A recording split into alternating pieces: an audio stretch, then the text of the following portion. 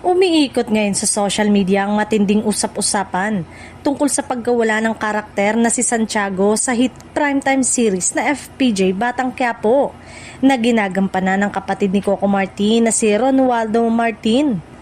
Marami sa mga taga-subaybay ng seryang nagulat at nalungkot sa biglaang pagkawala ng kanyang karakter. Lalo pat isa siya sa mga mahalagang tauhan na may malaking papel sa takbo ng kwento. Malungkot at puno ng emosyon ang huling kabanata ni Santino sa serye. Matapos ang sunod-sunod na matitinding pangyayari, tuluyan na siyang nagpaalam, isang eksenang tumatak sa damdamin ng mga manonood. Marami ang nakapansin na tila kahalintulad ng sinapit niya ang kapalaran ng kanyang kapatid na si David, na mas nauna nang nagwakas ang storyline sa serye. Dahil dito, bumuo sa mga reaksyon ng netizen sa social media.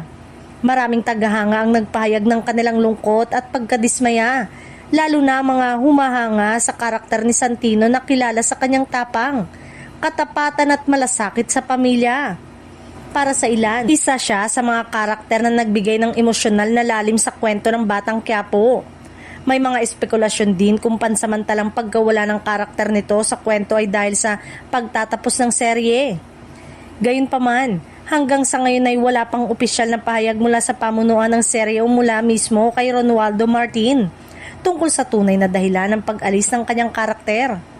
Sa kabila nito, nananatiling matatag ang FPJ Batang Quiapo sa ratings at patuloy na sinusubaybayan ng publiko ang bawat kabanata. Habang nagpapatuloy ang serye, umaasa pa rin ang ilang fans na may posibilidad na muling makita si Santino o kung hindi man, na mabigyan ng makabuluhang pag-alala ang kanyang karakter sa mga susunod na yugto ng kwento.